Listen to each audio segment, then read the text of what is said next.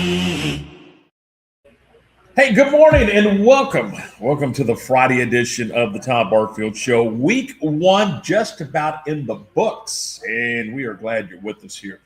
We are live today from Collect 'em Again. That's what is the address? 930 Austin Avenue. And thanks to Ben and to Kevin for letting us invade their space and put the show on here from Collect 'em Again.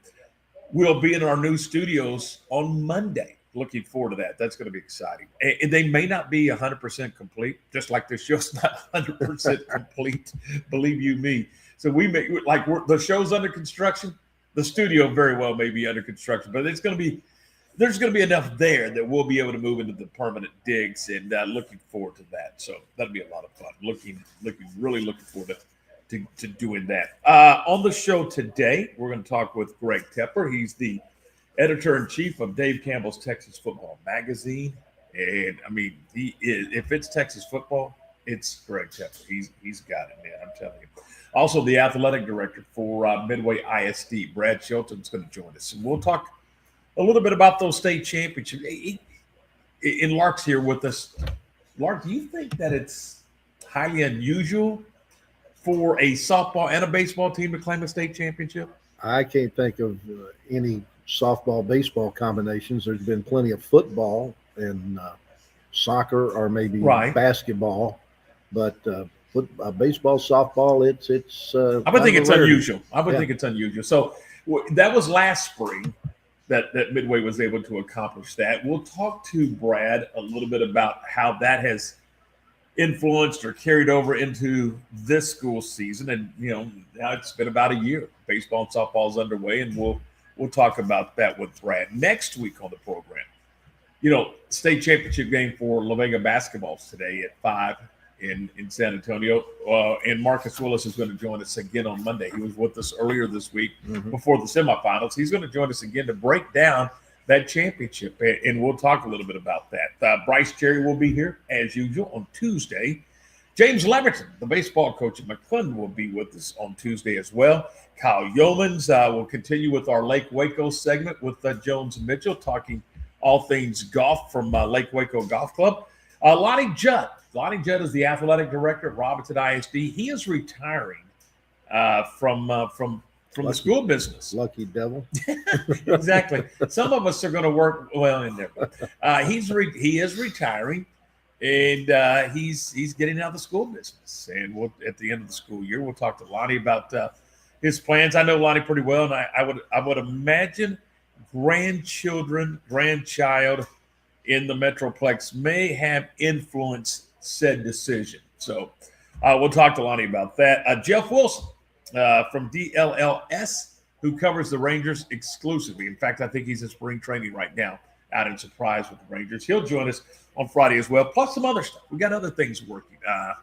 We're working on. We're efforting Alan Carter, who is he's the producer of the television program on NBC, The Voice. He's a local guy, went to Conley back in the day, and he is a huge Ranger and Cowboy fan, more than a fan, really. I mean, this guy knows it inside and out. He spends a lot of time in spring training. He has that ability to go do that. So we're going to try to catch up with Alan Carter if we can make our schedules work next week as well. So we got a lot of stuff going on as we get ready for this Friday edition of the program. We were just, and we'll talk about some of the things that are going on. We mentioned La Vega playing basketball. The West tournament continues. That Texas 2A showdown continues. Lark will get into all that a little later on.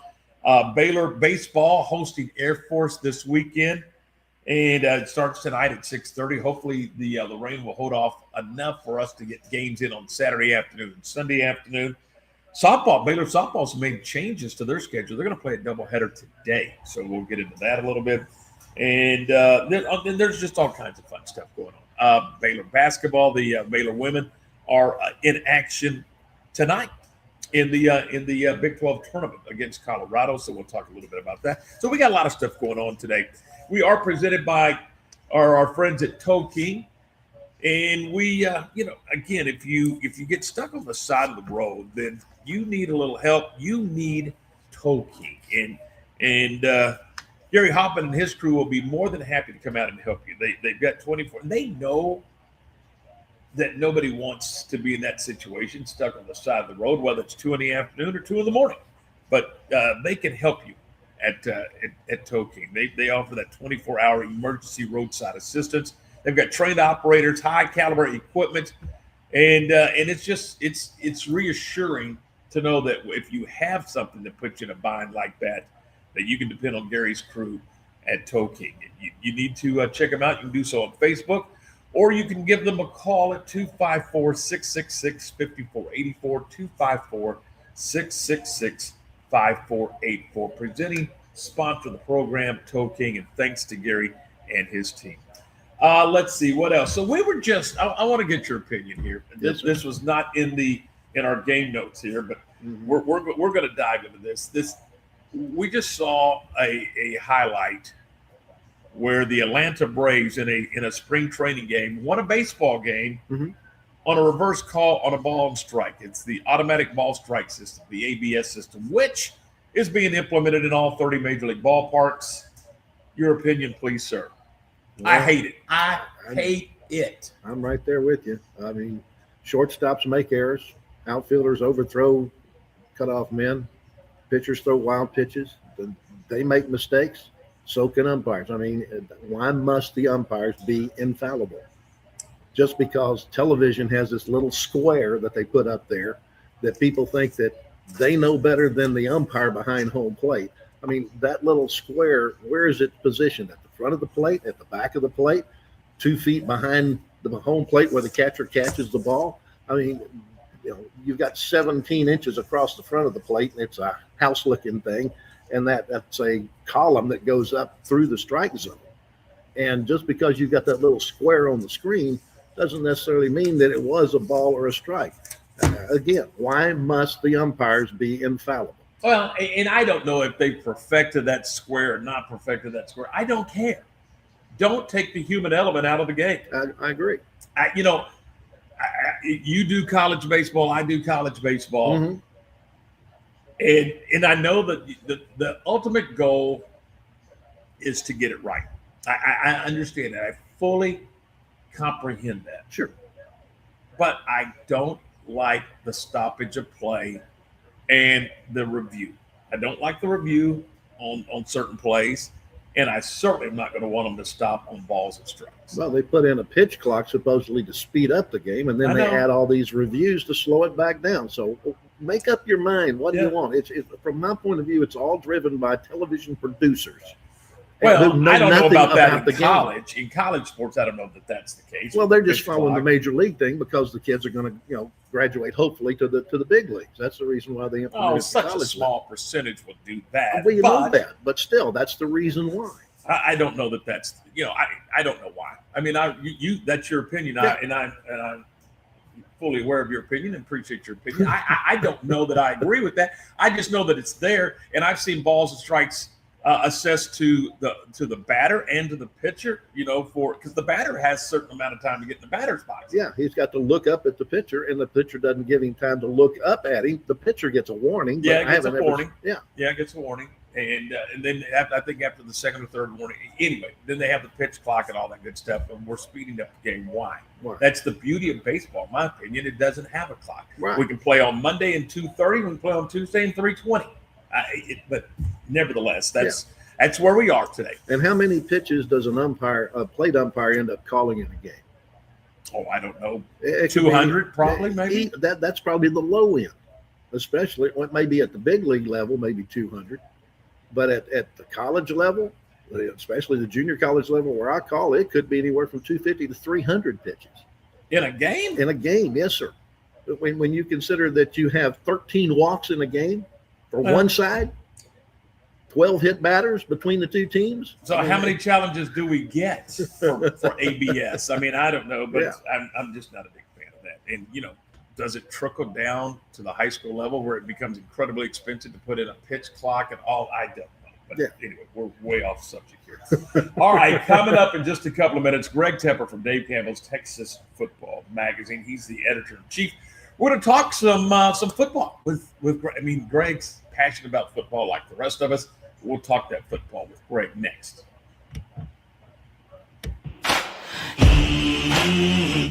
Morrison's Gifts, Waco's oldest family-owned gift store, wants to ask a question to the guys out there. Don't you just love gift giving? Does John Hart, Consuela, or Jellycat mean anything to you? If not, at Morrison's, we have your answers and your back. For 47 years, we have guided men and you ladies through the trauma of selecting the right gift for the right person. Come and see us at 4312 West Waco Drive in the Brazos Square Center, close to Jason's Deli. That's Morrison's Gifts, owned by a proud Baylor Bear. Lake Waco Golf Club is a semi-private facility nestled along the north point of Lake Waco, one of the few facilities in Texas to have a full 18-hole regulation golf course as well as an executive 18-hole par 3 golf course. Plus, check out their bar and grill, which is open to the public. And if you're not a golfer, then enjoy time by the pool or even enjoy fishing around Lake Waco. Become a member today and call to book your tee time. Lake Waco Golf Club, where family and friends fun begins. Check them out at lakewacogc.com for more information. Bumblebee Blinds of Waco and Temple is your one-stop shop for custom window treatment, transforming your vision into reality. Choose from a selection of shades, blinds, shutters, and curtains. Bumblebee Blinds stands behind our service and products, ensuring peace of mind with our trusted warranty. Call Bumblebee Blinds today to schedule your design consultation. Bumblebee Blinds, simplifying window treatments one covering at a time. BumblebeeBlinds.com. Being stuck on the side of the road is stressful no matter what time it is. Tow King is here to help. A locally owned and operated family-run business, Tow King offers 24-hour emergency roadside assistance with trained operators and high-caliber equipment for damage-free towing. Tow King of Waco is a company you can count on. Call Tow King the next time you need help. Check them out on Facebook, and remember, slow down or move over.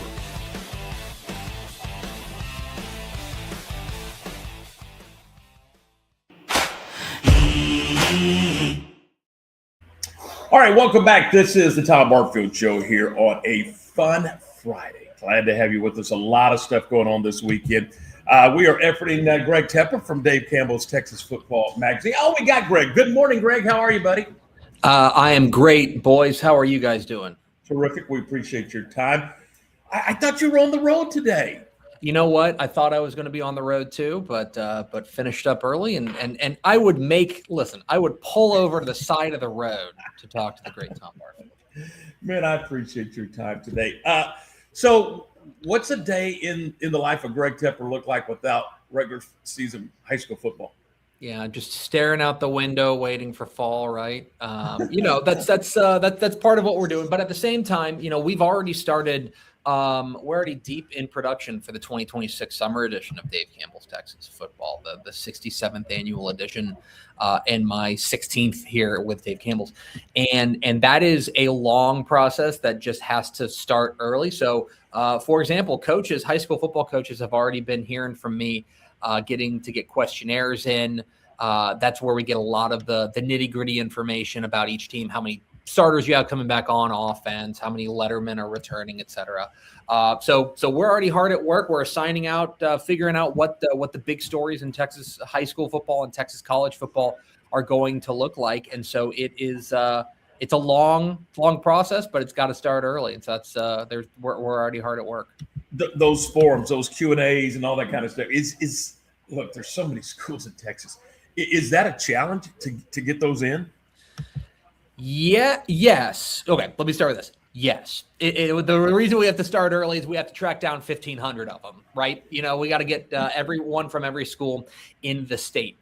And so, yes, that is a challenge. And also, I will say that our relationship with Texas high school football coaches is such that they have such respect for the brand and such respect for what we do that some of them need a little extra nudging, but almost, we will get every questionnaire. We get every questionnaire every year, especially at least from the UIL schools. There are 1,260 UIL schools. We'll get every one of those simply because coaches have such an affinity and a love for this brand. And that's something we don't take for granted. Our relationship with those coaches is sacrosanct, and it is really kind of the lifeblood behind this program. So it is a challenge. They get tired of hearing from me sometimes. You got to give them a little bit of leeway to make sure they get it in, but we will get all the information that we need. And we're going to talk about realignment here in just a second, but I want you to talk a little bit about the brand itself. You mentioned Dave Campbell, the great Dave Campbell. What a wonderful man he was at Hollisville, and in the magazine that began 67 years ago, I think you said. But this brand, Dave Campbell, has expanded. I'm looking at the website right now. What an incredible website! Oh yeah.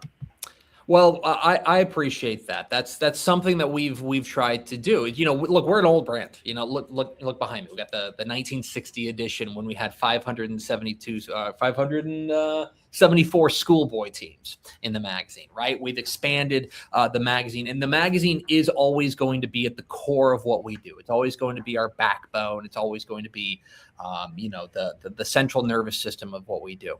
And also, one of the things that I think we've done here at Dave Campbell's in my time is been to enter into the digital age and enter into the modern age, because we are, the great thing about football in the state of Texas is that we have not found the bottom of the appetite for football across the state of Texas year round.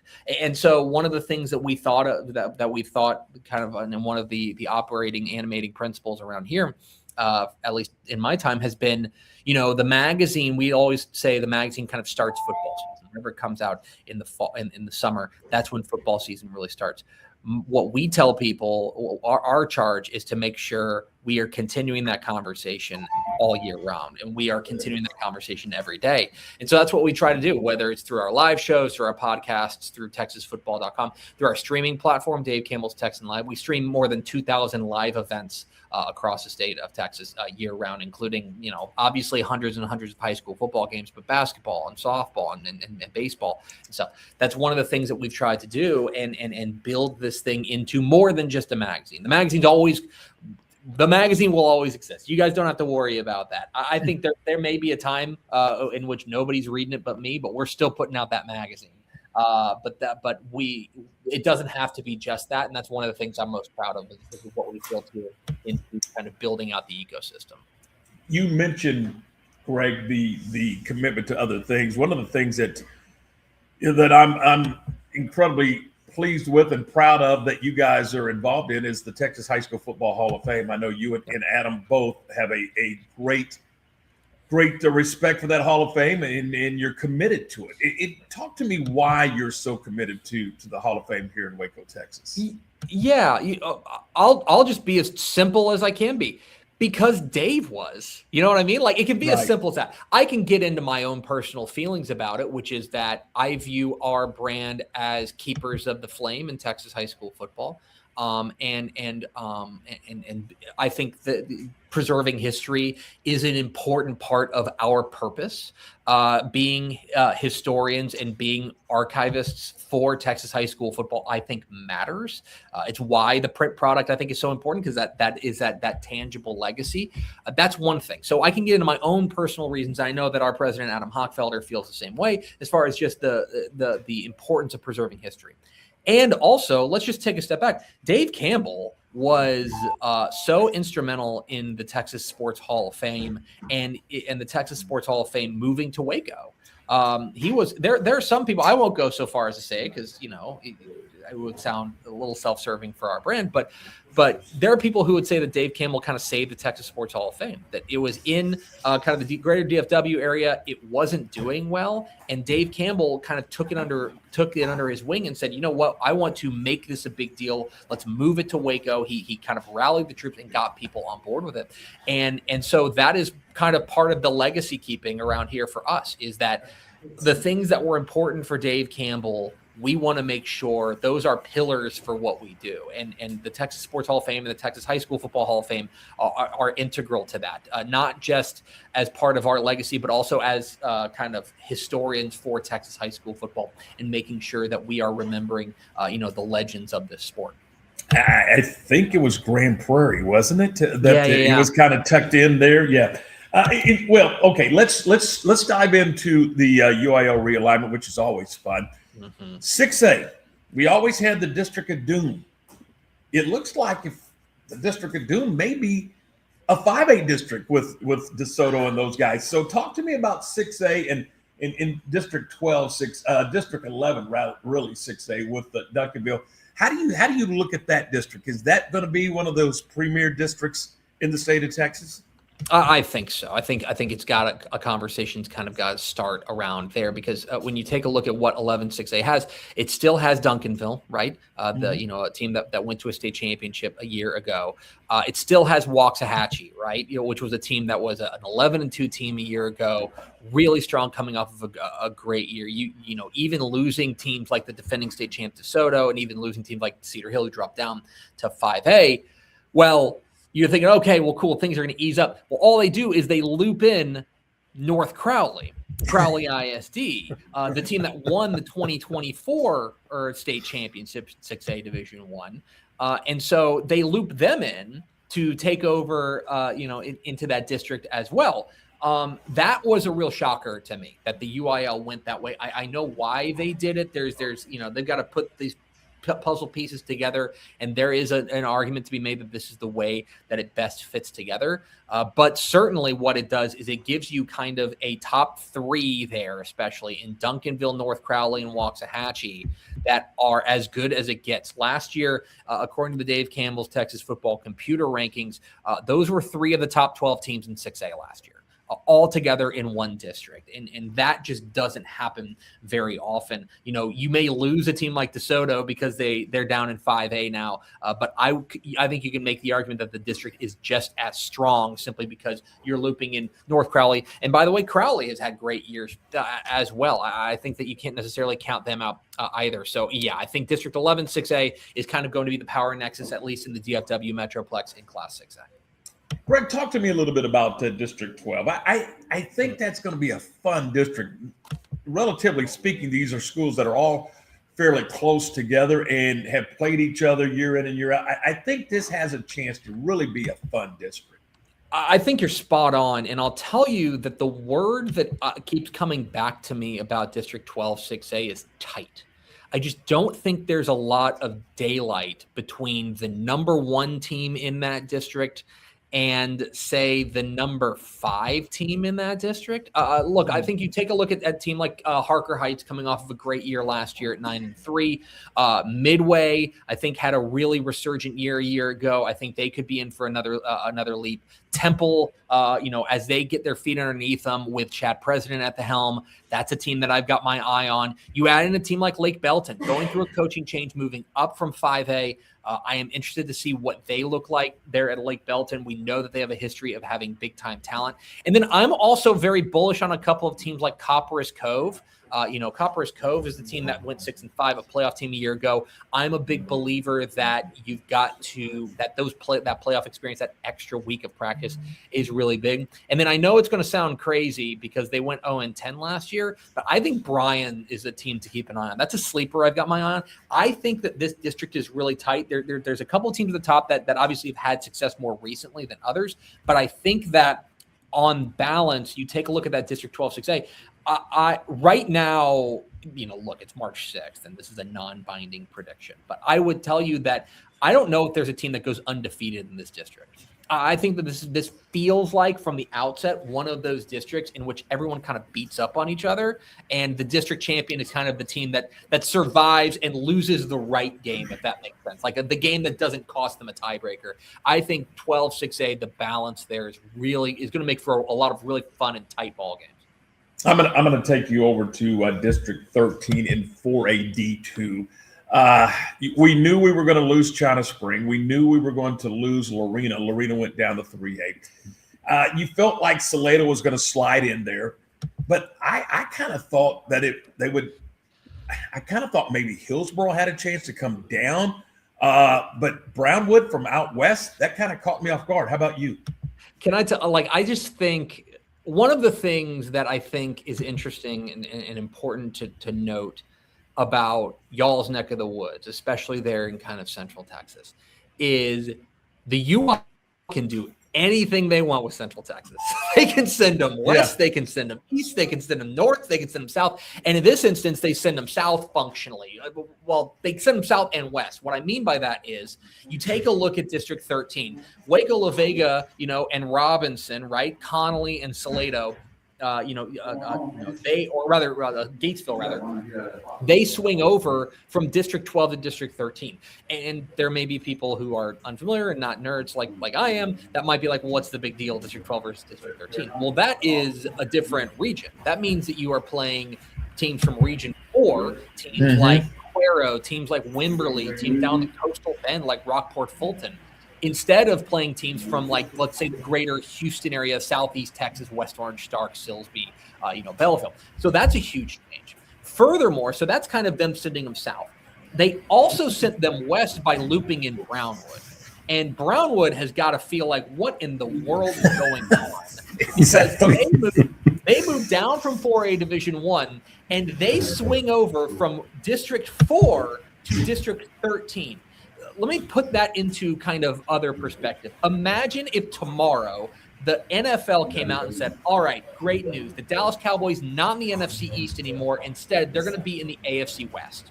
That's functionally what happened. Is they swung them over to not just an entire new group of teams, but an entire different category of competition. And that to me is a huge change. District 13, I'll tell you, especially that top three, La Vega, Robinson, Brownwood's going to be a lot of fun. I think Connolly is a real bounce back candidate after last year, and then Salado coming off a really, really nice win, a nice year rather. They move into, I think, a much tougher district, but I'm interested to see how they bounce back, especially if they can get that defense going. And a lot of it does have to do with location. And you look at in 4A D2, you look at District 11, there's 8 schools, but then you swing over to District 5 out of Region 2, there's 4 schools. You're in the playoffs in March. You know that you're in the playoffs in March for next fall. Yeah, and there's a couple of different kind of things there happening. First of all, you mentioned District 11.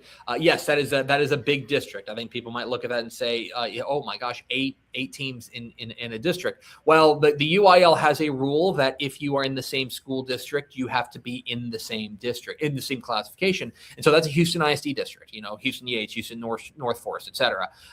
There just happens to be 8 of them. So they all get piled into the same clown car, right? The other one that you mentioned, District 5, that's a unique story because when UIL realignment came out, we're flipping through the alignments and we see this school, Uplift Hampton Prep. And look, I cover high school football for a living. I'm really into it. I had never heard of this team. I'd never heard of this school. And so we kind of started digging around. Well, it turns out it's a charter school kind of in kind of the greater DFW area. They announced after the fact that they are not going to be playing UIL football. They are withdrawing from the UIL. So that was a 5-team district with Glen Rose, Hillsborough, et cetera. And now it's a 4-team district. And so congratulations to the Bulldogs of Venus, who have not made the playoffs since 2015, who are now here on March 6th, bold prediction, going to make the playoffs. Like they're guaranteed a spot in the playoffs. I think there's a couple things the UIL could have done a little bit better there as far as making sure that the teams like these teams that were moving into the UIL that wanted to be aligned in the UIL really want to be aligned in the UIL. But that has set up a scenario there where, yes, you're in the playoffs, but also now suddenly you got to go and find another non-district game. Like that's one of the things that you mentioned the 8-team district, right? With Yates, North Forest, et cetera. Here's the good news for them. They only got to find 3 non-district games. If you are Hillsborough, you have to go find 7 non-district games. And there just are not a lot of teams that need a week 7 non-district game. So I'm not real sure what they're going to do. Wouldn't be a surprise if they played a private school team or a team from out of state or something like that. But that is one of the kind of strange quirks, I think, of UIL realignment, especially there in District 5, 4A, D2. All right, Greg, give me one district, 1A to 6A. I don't care. One district where you went, wow, this is a district. Yeah, there's a couple of them. One of them I think is going to be kind of obvious to play the hits here. If you go, we talked a little bit about one of the districts of doom in District 6A, or in 6A rather, in 11-6A. I would take a look at District 17-6A, where you've got Summer Creek, North Shore, CE King. North Shore won the state championship a year ago. CE King was the state runner-up a year ago. Summer Creek was in a title game a couple of years ago. You add in Atascocita, who had a disappointing year last year, but that is a district that, because it's not really new, it's just like I think that might fly under the radar. That is a district that I am really interested in. And then the other one that I want to point out there, and this is if that's playing the hits. Let's go and do one that's about as hipster as it gets, okay? Let's go to District 1, 2A, Division 2, okay? So this is the smallest classification. District 1 is going to have Groover, who was a state semifinalist a year ago, Stratford, who lost to Groover in the regional final, Bovina, who was one of the most remarkable teams in Texas high school football last year. They entered the playoffs, I think, I think they were 3-4 or 3-5, and then they won a couple of games and made massive upsets to get into make it to the regional semifinals. So that would be tough enough. You've got 3 teams that played at least 3 rounds deep. You are adding in a state semifinalist from 2A Division 1 in Stinnett, West Texas, which drops down to 2A Division 2. So you have 2 state semifinalists in the same district. That is as ludicrous as it gets. Poor Vega, who was the only team that didn't make the playoffs last year in this district, didn't just not make the playoffs. They're the only team that didn't play on Thanksgiving last year in this district. That is 2A Division 2, again, way up there in the panhandle. But that is one of the most dynamic districts in Texas high school football. One that I think when district play rolls around in October, I'm going to be really fired up about. Greg, we got to do more. We're up against the clock. I got 9 million more questions, so you got to come back. Talk to me a little bit about the website and in the subscription and why do I want to subscribe, and for those nerds like us that just absolutely eat, breathe, and sleep Texas high school football. Look, we are year-round covering Texas high school football and Texas college football on TexasFootball.com. If you become a Dave Campbell's Texas Football subscriber, you get all sorts of great stuff on the website. You get 2,000 live streaming events on Texan Live. But let me just speak to give the people what they want. You get the 2026 summer edition of Dave Campbell's Texas Football mailed to you before it hits newsstands. You get it early. Like, we make sure we take care of our subscribers before it goes out into the wild. And so if you want to get it first, if you want to be the one to have it that's going to be able to mark it up before your neighbor, TexasFootball.com/subscribe is where you want to be. Buddy, thanks. Always a pleasure. Absolutely, guys. Appreciate you having me on. We'll see you soon. That's Greg Tepper, editor-in-chief of Dave Campbell's Texas Football Magazine here on the Tom Barfield Show. We're brought to you in part by Morrison's Gifts, Waco's oldest family-owned gift store, and they are located at 4312 West Waco Drive in the Brazos Square Center, and it's just right down the strips, right down the center from Jason's Deli. So we all know where Jason's Deli is. You go right down there. And guys, let me tell you, whether it's a holiday, whether it's an anniversary or a birthday or whatever, or whatever you need, Morrison's Gift's going to take great care of you. Sally and her team, you just go in and go, I need help. This is what I'm looking for. Or I've gone in there before and said, Sally, I have no clue what I'm looking for. I just need a gift that makes sense. And here's my budget, blah, blah, all those good things. And Sally and her team will take great care of you. And it's a cool place. I mean, I got 9 million different things to pick from. So you're going to like going in there, guys. And you really don't have to shop.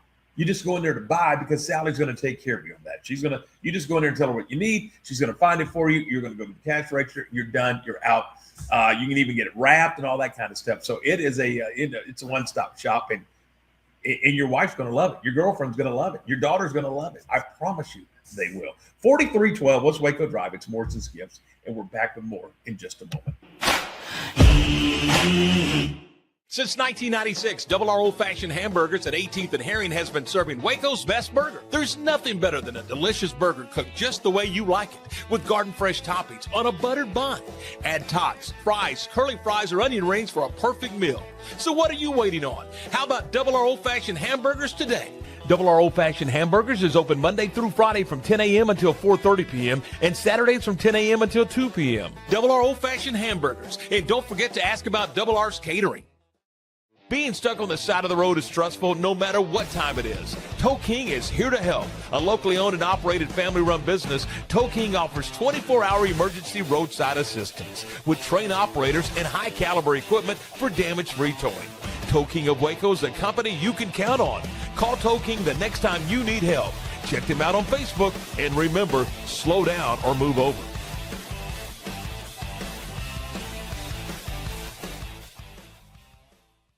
Family owned and operated, Jasper's Barbecue is serving up Texas-style barbecue meats and sandwiches and all the fixins. Enjoy mouth-watering brisket, ribs, pulled pork, and don't forget the potato salad and barbecue beans. Located in Waco on Elm Street, right off of I-35, open Tuesday through Saturday 10 until 2 or until the food runs out. Stop by today and enjoy the best barbecue around. Voted one of the best barbecue joints by Texas Monthly. That's Jasper's Barbecue in Waco. You won't leave hungry.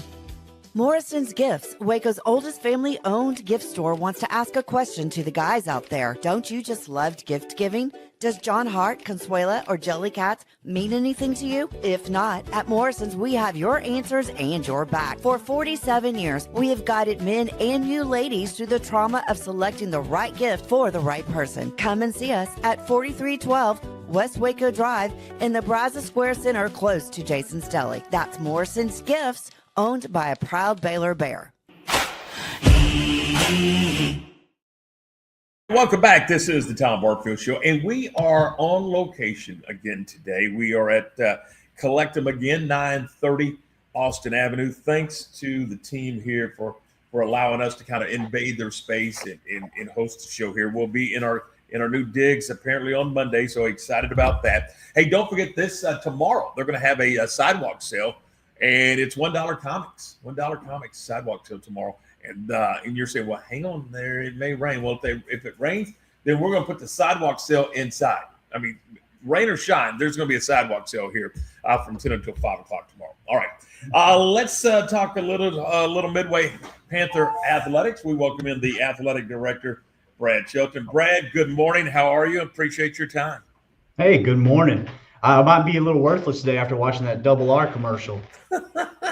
Good stuff. I promise, Brad. I promise. Man. Hey, last year, and we were just thinking about this, and I don't know if anybody's done the research. You won a state championship in softball. You won a state championship in baseball.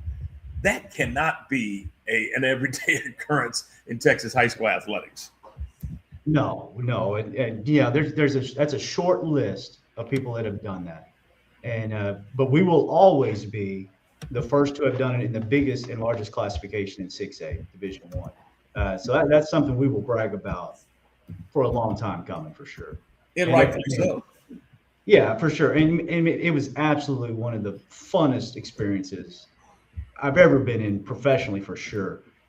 You know how it is. You're in this business, and I get to watch coaches coach their hearts out every day, and the kids just grind and work hard, and to see that kind of pay off and have that state championship in both, and it was unbelievable. But particularly in softball, we all know how they lost it the year before in the state final game, being up 6-7 runs, and girl hitting the grand slam to walk us off, and just that level of disappointment. And one of the memories just cinched in my brain is when that girl hit that ball, there was no doubt it was going over the fence. I mean, I don't know if it come down yet, but every one of our kids on the field just dropped in unison. And man, it was just heartbreaking for them to respond and show up the next year and just go to work and be goal driven. And then for have it to pay off, while it wasn't the exact team, it was 90% of them. And man, that was just so rewarding. And it was just a feeling that, you chase, right? In this business and competitive sports, you're chasing that. But that's one that will always be special just because of the way they responded. I'm curious, Brad, as the playoffs went along, did you see the softball parents kind of diving into the baseball program, and the baseball parents kind of diving into the softball program, and everybody just kind of coming together? Did it kind of unify what was going on between those two programs? Yeah, 100%. One of the things at this level, it's hard because softball is softball and baseball is baseball, and they're playing the same nights, and they're gone the same weekends for tournaments, or they may be playing opposing sides during the playoffs. So it's not often that, there's a lot of overlap. or the baseball team gets to come and support the softball team or vice versa. But, once we kind of got into it in the playoffs, we were able to schedule some things where we were actually at the same complex playing Conroe. So baseball was right across the seating from softball. So there was a ton of overlap. When we had several of our baseball kids come and watch softball, and then obviously in baseball games, several softball kids come, and our coaches here really, really work well together. Coach Williams, Coach Korblum have a great relationship. Their staffs have a great relationship. So, when it got to it and they were able to support one another and be present for one another, man, it was fun. And you would go to that baseball state championship and the softball state championship. I mean, we had everybody, all fans outmatched 3-1 across the board in both. I mean, we fill that thing up, and, it's just, it reminds you of what a community thing high school athletic sports is. It's really a community endeavor. Whether it was coaches from 10 years ago, Tom Gladney comes to the games, Coach Rogers came to the games, seeing kids that graduated 10 years ago come and watch, who you haven't seen in years, just showing up because, hey, it's a state championship game. That's what you do, right? Man, it was truly a blast, and some memories I will never, ever forget. So that was last spring. Have you seen some carryover into your athletic program and into the classroom from a year ago? I mean, because we all know that winning really makes for a good situation. Oh, for sure, 100%. And not just in those sports, but across the board. To your point, in the classroom, in the hallways, football season was pretty successful. You see it just kind of bleed into everybody, and coaches are competitive too, right? So, like our football coach, and our baseball coach are going at it each time, and, he's got something to hang over him, and so, it kind of drives everybody. But, it's the old saying, rising tides lift all boats. Well, it's the same when winning. Everybody kind of feels better. Our chest comes out a little bit more, our head raises a little higher, and it absolutely carries over. Not just into the building, but it also carries over in the sports, right? Like, so softball this year, I mean, they still have the chip on their shoulder. They're trying to defend that thing, and same for baseball. Now that the standard's been pushed a little higher. So for sure it carries over. So if I'm correct, you have somewhere in the neighborhood of about 18 sports that you offer at Midway for the student body. How is that, juggling those and managing those from your chair? Well, it's a 3-ring circus. That's the best way to sum it up. One thing I hope that our coaches would say about our athletic department, Denise Sampson, she's as good as gold, and she's the boss of this place. I just do whatever she tells me. She keeps me out of trouble and makes sure the wheels are spinning. But there's always, at any moment, a ton of plates spinning. Whether it's scheduling, whether it's transportation, maintenance requests, trying to fund this, trying to figure out how to pay for that. You've got 18 at the high school, but we've got a ton of middle school too. And with the 2 middle schools, we've got about 90 coaches overall. And every one of them has needs, right? Every team has needs something, and we want all of them to be successful. So it really is juggling. The year's cyclical, that helps. You kind of, right now we're in the midst of spring, which is crazy. You got everything going: baseball, softball, track, powerlifting, soccer's going into the playoffs. You coming out of basketball, but it's also summer maintenance and staffing and scheduling for next year. And then you throw in it's in a realignment year, and it's cyclical, but it's never slow. It's just you just got to get something done before the page turns, and it's on to the next time of the year. So it's always just juggling and spinning plates, but man, I wouldn't trade it for the world. You brought it up, so let's talk about it. Realignment. I mean, most coaches and ADs kind of hold their breath on that Monday morning. I gotta kind of believe that you're pretty pleased with how this thing turned out for the next couple of years. Yeah, I mean, I wouldn't say if we could all sit around and drawn it up how it helps Midway the most, this is exactly what we would have done. But it's pretty good for us. We feel like we're a Central Texas team. We feel like our makeup, our level of competition, we fit in Central Texas with the Beltons, the Temples, the Coves, the Cleans, the North Dallas or North Austin areas. We feel that's kind of where we belong. So we were pleased to be in that. Not that it's going to be an easy league by any means. I think one of the things that has happened, particularly in football in District 11, is and the coaching has gotten really, really good. Coach Southern over at Cove is a tremendous coach. Brian just hired Blake Joseph, who has a tremendous resume and is a hometown kid. I think Lake Belton just got him a really good coach with the OC at Westlake, who had been at Southlake before that. Chad is a great young coach in this profession at Temple. Joe Gillespie, I think we have a really good one here, and Mark Humble at Heights. I mean, it's going to be a dogfight this year. We're pleased to be where we are because it helps with travel, and it helps, when you're talking about traveling for softball and basketball, all those Tuesday night events and sub-varsity games, that helps with travel. We think it's a pretty competitive district for us, one that we fit in. So those things go well. We're not fired up about District 11 being the number next to us. I think they made that district better overall. You talk about they lost to Soto, which is obviously a powerhouse, but they had North Crowley, who's very good. They got 4 football teams that played 12 to 14 games last year. There's only 16 of them. So, you got 2 that played 14, and 1 that played 13. I think another one, maybe Lake Ridge, played 12. But not just that, basketball, they're very competitive. Track, they've historically been very competitive. But, throwing Mansfield, throwing Lake Ridge, some of those schools in there. Well, now golf has gotten tougher in District 11. Tennis has gotten tougher in District 11. Cross country's gotten tougher in District 11. So I think they made it tougher, not just on the football side, but overall across the board in all of their sports programs in District 11. So matching up with them in the first round is always challenging. We thought we had a pretty good girls basketball team this year, and we did, and I thought they were very talented. We play Cedar Hill, and we get it close, but it's a tough game for us. We end up losing it. Well, they just lost in the state semifinals. They're pretty good. Makes it difficult, certainly. A final thought from you. 6A is kind of separated from 1A through 5A. In that 1A through 5A, you separate out those districts, and then they go play. In 6A, you qualify, and then they divide it up: big schools, little schools. Why do we do it that way? Why do we separate out 6A from 2A through 1A really through 5A? Why is it separated out like that? I think it's a great question, and I don't know that I know the exact answer. I've been told it's about travel, and you've always got the West Texas problem when you get into 6A. Right. And I wouldn't want their problems right now for anything. I mean, they're in a very small football district trying to find a bunch of games at the 6A non-district games at the 6A level. That's a challenge. It's a challenge for us to find non-district games, and we're in Central Texas.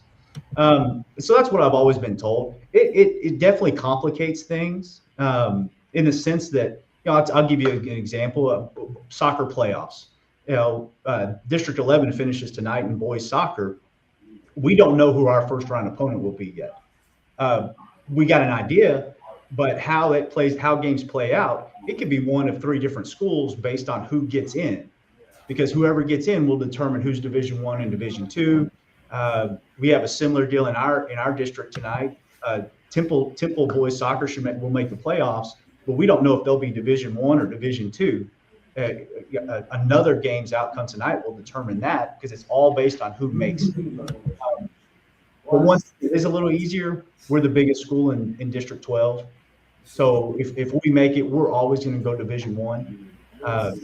Doesn't make it easier on the field or on the court, but we at least know scheduling and trying to find playoff venues and opponents. We know we're going to go Division I, which means, in football, the last couple of years, we were going to get Duncanville or Waxahachie, depending on, if we finished first or second, and you just knew that was going to be. So you're talking, you knew you win district or you finish, first place big school, you were getting one or two schools that have a chance to win it each.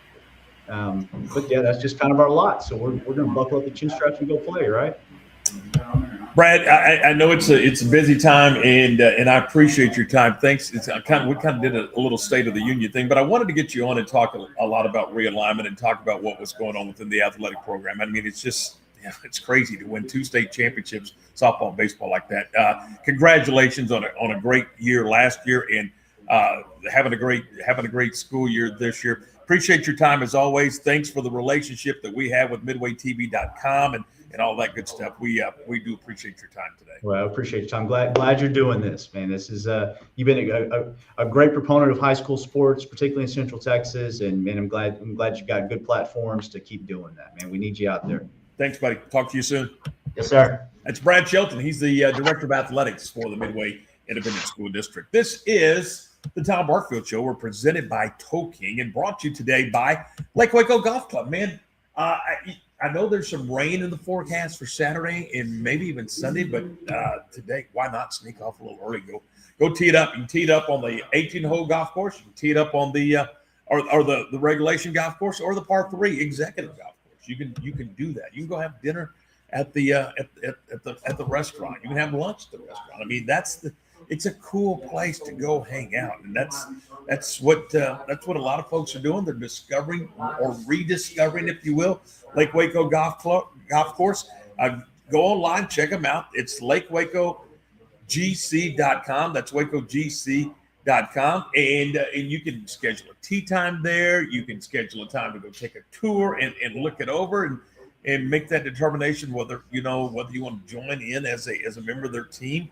It's a great place. Good people out there, and you'll like what you see when you go to Lake Waco Golf Club. It's a semi-private facility, and it's right there on the north end of Lake Waco. And I play there, and I love it. It's a great place. That's Lake Waco Golf Club, and it is a Friday. We are again at Collectum again, and they got the big card sale. I mean, the comic book sale coming up tomorrow. It's $1 for a lot of the comics, and so you need to check that out if that's your deal. 930 Austin Avenue, and that'll be coming up tomorrow. All right, we'll take a break. When we come back, we're going to go to the sports desk, see what's going on across the wide world of sports for Central Texas. We do that next. Lake Waco Golf Club is a semi-private facility nestled along the north point of Lake Waco, one of the few facilities in Texas to have a full 18-hole regulation golf course as well as an executive 18-hole par 3 golf course. Plus, check out their bar and grill, which is open to the public. And if you're not a golfer, then enjoy time by the pool or even enjoy fishing around Lake Waco. Become a member today and call to book your tee time. Lake Waco Golf Club, where family and friends fun begins. Check them out at LakeWacoGC.com for more information.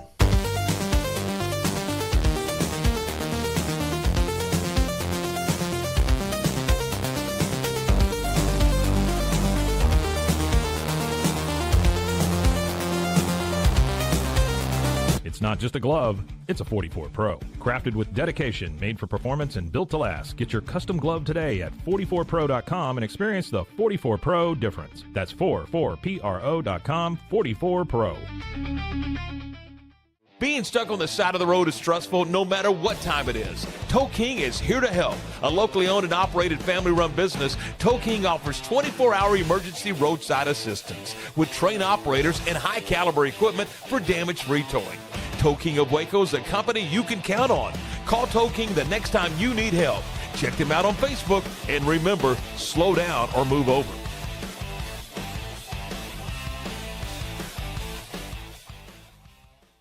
Farmhounds offers natural treats and chews made with quality products that support family farm, regenerative agriculture, and humane farming practices. Give your dog the best with wholesome, organic ingredients that promote health and happiness. Shop now at farmhounds.com. Hi, I'm Mitch, the co-founder of Cake, a sexual health and wellness company designed for today and designed for you. Yes, you. The entire product line can be found at hellocake.com, and it's also available in every Walmart near you.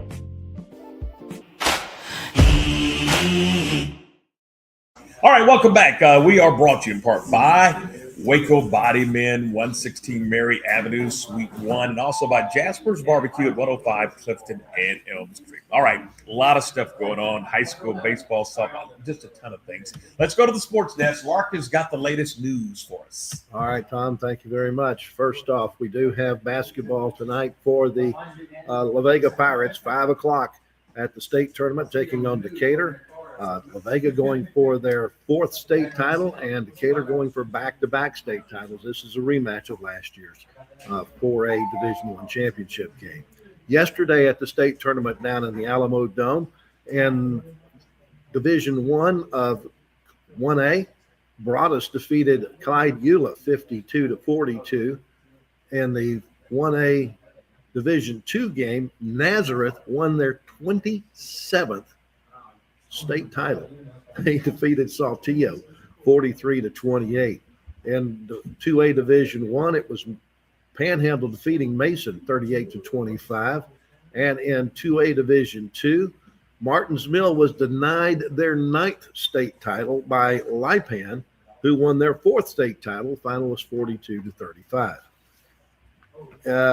Moving on to college basketball, the Big 12 women's tournament continues on.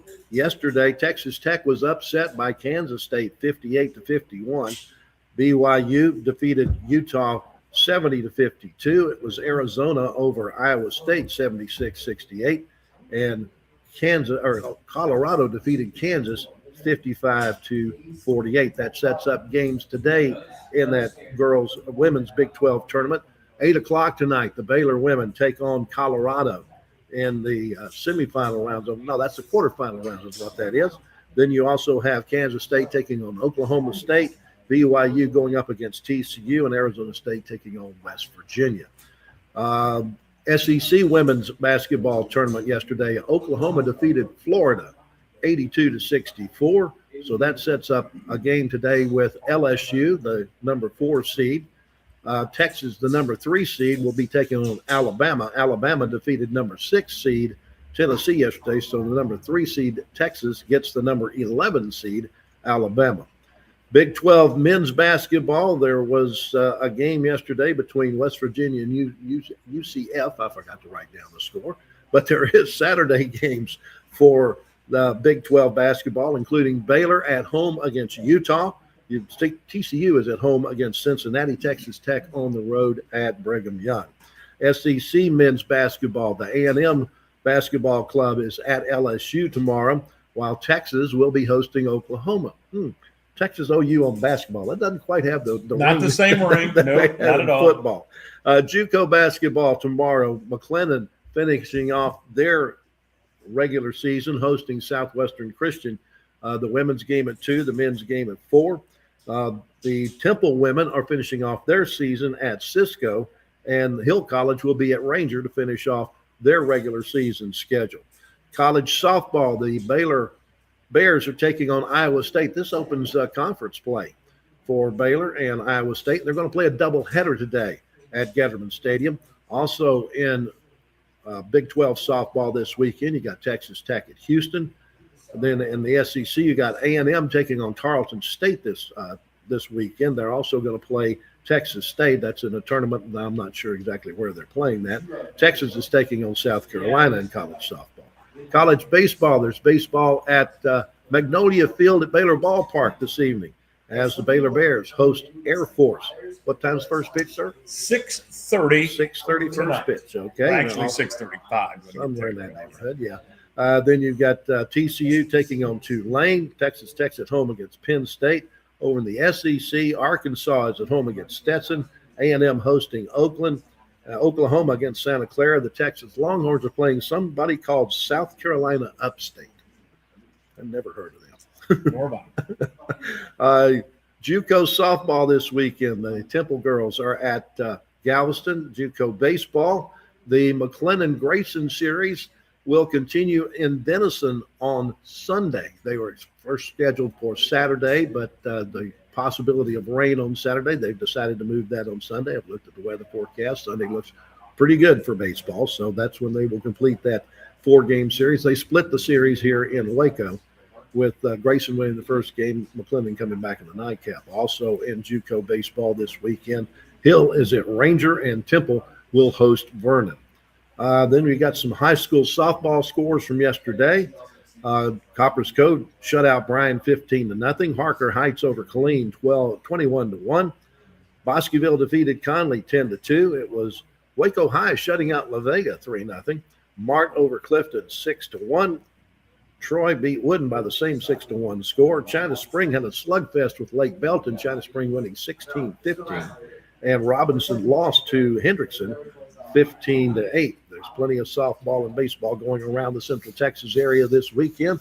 One and final note, day one qualifying of the Central Texas stop of the Professional Bass Tour saw Chris Lane of Alabama take the early lead, catching 23 scoreable bass that weighed a total of 56 pounds and 12 ounces. That's 5 pounds, 5 ounces better than second place Jeff Sprague. Waco anglers Alton Jones Jr. caught 11, totaling 31 pounds, 33 ounces, and his dad Alton Jones caught 9 for a total of 17 pounds and 4 ounces. That qualifying round continues today at Lake Whitney, with the knockout round and championship rounds to be held at Lake Waco Saturday and Sunday. And that's what's going on in the sports news. All right, thanks so much. And you mentioned Lipan in her state championship. That's Amber Branson, and I believe that is her 4th state title.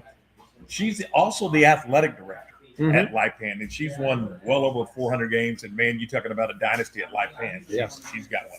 All right, we're brought to you in part by Double R Old Fashioned Hamburgers, 18th and Harriet. I was there yesterday. Oh, man, what a good burger. Good burger, had fries, drink. Oh, good stuff. You can do it, too. They're open Monday through Friday from 10 until 4:30, Saturday 10 until 2. That's Double R Old Fashioned. Take a break. Come back with a final word in the story. Being stuck on the side of the road is stressful no matter what time it is. Tow King is here to help. A locally owned and operated family-run business, Tow King offers 24-hour emergency roadside assistance with trained operators and high-caliber equipment for damage-free towing. Tow King of Waco is a company you can count on. Call Tow King the next time you need help. Check them out on Facebook, and remember, slow down or move over.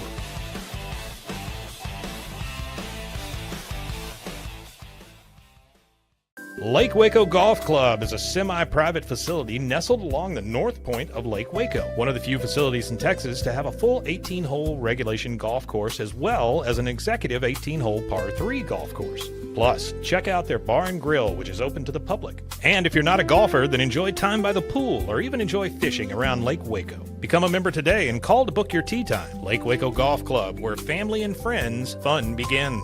Check them out at lakewacogc.com for more information. I had a panic moment running my hands through my hair, and that's when I found Keeps. Keeps gave me the results that I was really looking for. I definitely felt a lot more confident once I saw my hair coming back. Keeps has given me the control of my hair back.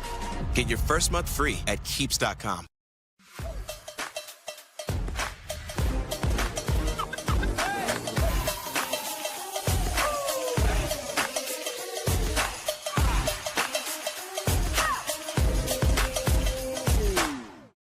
Tervis is all about staying hydrated. Each product is built to last and comes in endless designs to match your personality. Stay refreshed and express yourself with Tervis. Visit Tervis.com today and find your perfect tumbler.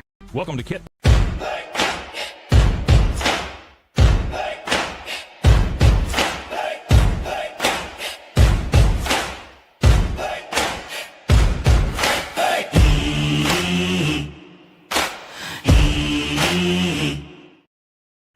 All right, we are back, and thanks again to the folks here at Collective again at 9:20 or 9:30 Austin Avenue, and again they're going to have their big sidewalk sale coming up tomorrow from 10 until 5 o'clock. $1 comics, and you can check that out right here at Collective again. We will be in our new studios. They may still be under construction on Monday, but that's the plan.